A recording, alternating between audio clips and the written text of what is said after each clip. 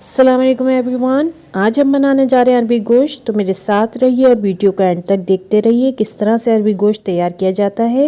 ये अरबी गोश्त हम तैयार कर रहे हैं मटन मीट से, जिसके लिए मैंने यहाँ पर लिया है 500 ग्राम मटन मीट, यानी कि आधा किलो बकरे का गोश्त। ये आप देख सकते हैं हड्डी वाला बकरे का गोश्त है ये। अब साथ ही मैंने यहाँ पर ली हैं 2 अदद प्याज जो कि दरमियाने साइज़ की हैं, जिनको इस तरीके से मैंने काट लिया है। ये आप देख सकते हैं कटी हुई प्याज। एक पतीला ले रही हूँ मैं सालन बनाने के लिए, और साथ ही इसमें डाल दूँगी हाफ कप कुकिंग ऑयल। कोई सा भी कुकिंग ऑयल आप इस्तेमाल कर लें, हाफ कप लिया है मैंने। ऑयल गर्म हो जाने के बाद मैं इसमें शामिल कर दूँगी गोश्त, जिसे हम कुछ देर लो फ्लेम पर फ्राई होने देंगे। गोश्त अच्छी तरीके से मैंने पहले धो लिया था, उसके बाद मैं इसे फ्राई करने के लिए डाल रही हूँ। तो तमाम गोश्त मैंने इसमें डाल दिया है ऑयल में फ्राई करने के लिए, और लो फ्लेम पर इसे मैं कुछ देर के लिए फ्राई होने दूँगी। चमचे या फिर डोई की मदद से इसे चला देंगे ताकि ऊपर नीचे कर देंगे। सब तरफ से ये थोड़ी सी देर इसी तरह फ्राई हो जाएगा। जब थोड़ी देर ये इसी तरह फ्राई हो जाएगा तो फिर हम इसमें कटी हुई प्याज शामिल कर देंगे, और इसे भी लो फ्लेम पर साथ ही इसे फ्राई होने देंगे प्याज के साथ।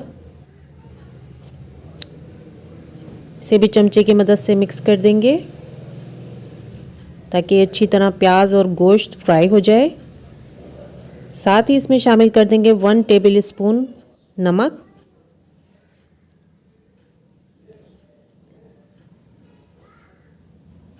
और इसे भी मिक्स कर देंगे अच्छी तरह,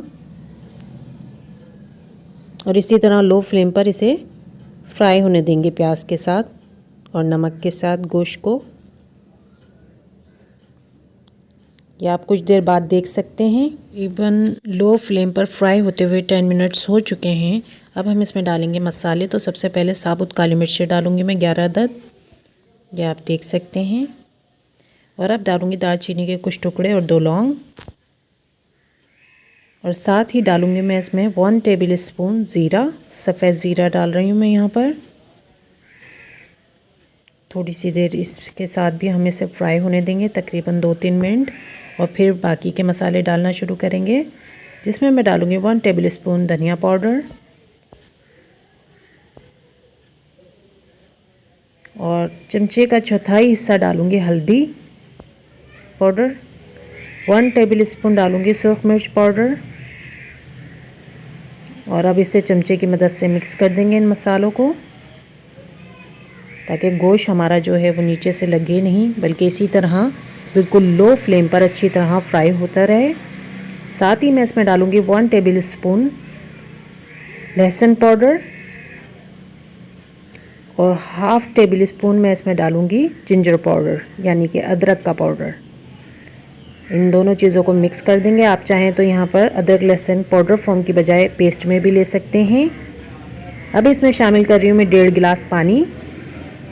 1.5 गिलास पानी लिया है मैंने यहाँ पर, ये मैं इसमें शामिल कर रही हूँ ताकि जो हमारा मटन का गोश्त है ये अच्छी तरह गल जाए।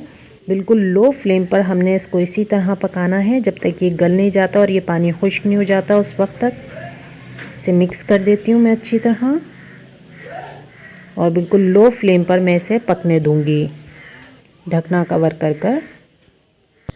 अब यहाँ पर आ जाते हैं। 1 पाव अरवी ली है मैंने, जिसे मैंने छील लिया है, ये आप देख सकते हैं। 250 ग्राम अरवी का इस्तेमाल कर रही हूँ मैं, और बिल्कुल मैंने इसको छील कर तैयार कर लिया है अरवी को। इसी तरीके से आप भी छील लेंगे अरवी को। अब यहाँ पर छिली हुई अरवी को जो है हम नमक के पानी में भिगो देंगे। तो यहाँ पर मैंने पानी लिया है थोड़ा सा, इतना कि अरवी भीग जाए, और इसमें 1 टेबल स्पून लाहौरी नमक शामिल कर रही हूँ मैं, और इसमें हम अरवी को भिगोकर छोड़ देंगे ताकि अरवी उस वक्त तक ख़राब ना हो जब तक कि हमारा गोश्त गल के तैयार हो। उस वक्त तक के लिए हम इसे बिल्कुल पानी में भिगोकर, नमक वाले पानी में भिगोकर छोड़ देंगे। अब यहाँ पर ली है मैंने आधा पाव दही, जो कि बहुत ज़्यादा खट्टी दही है ले रही हूँ मैं यहाँ पर। अगर आप फ्रेश दही लें तो आप 1 पाव दही लेंगे। यहाँ पर मैंने लिए 3 अदद टमाटर बड़े साइज़ के, जिनको इस तरीके से काट लिया है, ये आप देख सकते हैं कटे हुए टमाटर। बड़े साइज़ के टमाटर ले रही हूँ मैं यहाँ पर। सालन की तरफ आ जाते हैं। गोश्त हमारा बिल्कुल भुनाई हो चुका है, जो पानी हमने डाला था वो बिल्कुल सूख गया है और शानदार सा गलकर भी तैयार हो चुका है गोश्त। अब हम इसमें टमाटर शामिल कर देंगे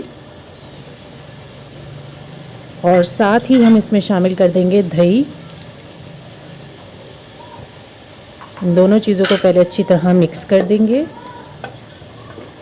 चलाकर हमने इन दोनों चीज़ों को अच्छी तरह से मिक्स कर देना है बिल्कुल।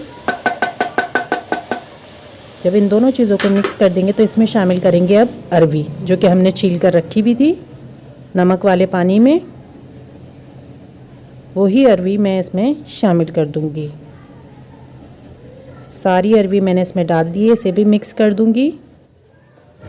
अब अरवी डालने के बाद मुझे इसको बिल्कुल मीडियम फ्लेम पर पकाना है, ताकि ये जो दही और टमाटर ने पानी छोड़ा है वो बिल्कुल खुश्क हो जाए और इसकी शानदार सी भुनाई जल्दी हो जाए। इस वजह से हम इसे अब मीडियम फ्लेम पर पकाएंगे उस वक्त तक, जब तक ये पानी जो इसमें नज़र आ रहा है वो बिल्कुल खुश्क ना हो जाए, उस वक्त तक पकाना है। तो कुछ देर बाद आप यहाँ पर देख सकते हैं कि बिल्कुल शानदार सी भुनाई हो चुकी है इसकी। अरवी और दीगर मसालों के साथ बिल्कुल खुश्क हो चुका है पानी। तो अब हम इसमें शोरबे के लिए पानी शामिल करेंगे, जिसमें मैं 1.5 गिलास पानी फिर से ले रही हूँ शोरबे के लिए। और इसमें मैं शामिल कर दूंगी पानी को। दोबारा से सालन को चलाकर अच्छी तरह मिक्स कर देंगे हम बिल्कुल, ताकि अच्छी तरह पानी में मिक्स हो जाए। और अब मैं इसको लो फ्लेम पर पकाऊंगी, ताकि हमारा शोरबा अच्छी तरह पक जाए और अरबी भी गल जाए। और ये जो 1.5 गिलास पानी हमने इसमें शामिल करा है, ये बस 1 गिलास रह जाए, इतनी देर हमें इसे पका लेना है। और कुछ देर बाद आप यहाँ पर देख सकते हैं कि शानदार सा शोरबे वाला अरबी गोश्त बिल्कुल तैयार हो चुका है। 15 मिनट हमने इसको इस तरह से पका लिया है और इसका हाफ गिलास पानी जो है वो खुश्क हो चुका है और अरबी भी हमारी गलकर बिल्कुल तैयार हो गई है शानदार सी। तो ये शानदार सा अरबी गोश्त का सालन, जो कि मटन गोश्त के साथ बनाया है, बिल्कुल रेडी हो चुका है यहाँ पर, जिसे मैं जल्दी डिश आउट कर लूँगी।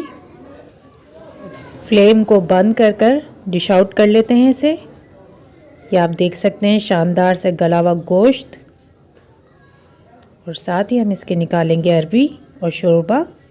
इसी तरीके से हम डिश में निकाल लेंगे गली हुई अरबी बिल्कुल।